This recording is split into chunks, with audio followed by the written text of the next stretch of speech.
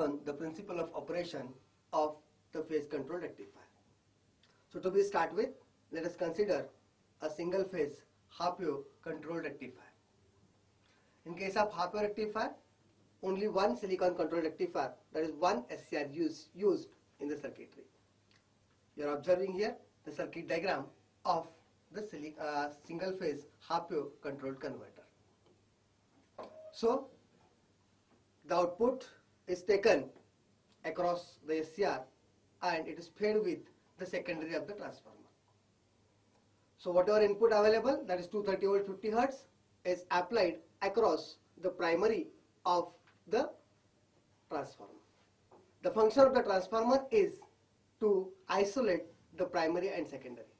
Means the load circuitry, the total control circuitry and load circuitry is isolated from the AC mains because of the transformer, as there is no physical connection between the primary and secondary.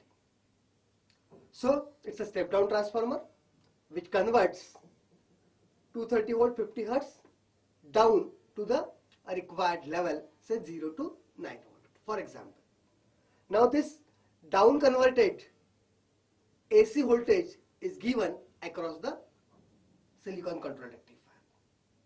Now let us see these waveforms, which is showing you the input cycle, that is an input AC which is applied from the secondary of the transformer to the silicon control rectifier. Let us focus the working of this half-wave controlled converter during positive cycle. So when positive cycle is present across the secondary of the transformer, anode will be positive with respect to cathode. Junction J1 of thyristor will go to forward bias.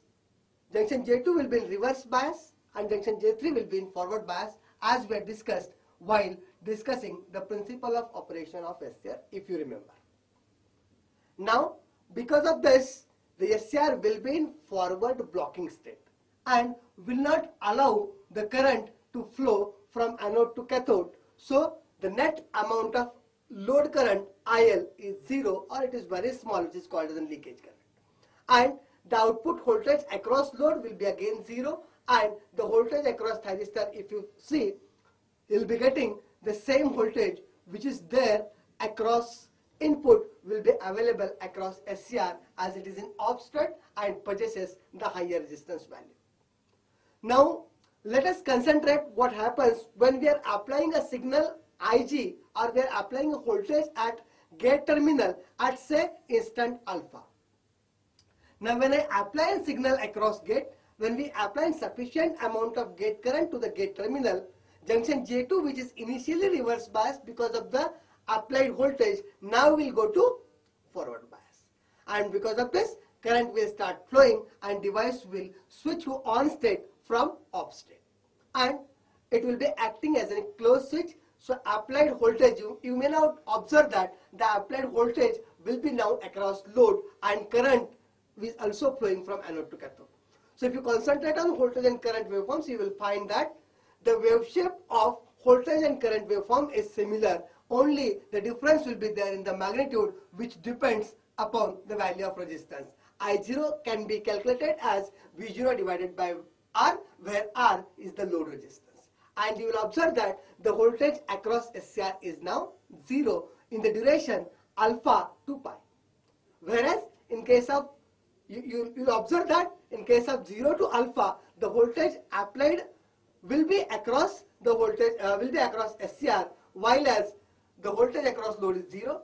Now if you concentrate on the duration alpha to pi, you will find that the voltage across load is the applied voltage, and voltage across thyristor is very small voltage, which is called as an on-state voltage, and it can be considered as in 0, whereas current is similar to that of voltage waveform because the load is purely resistive.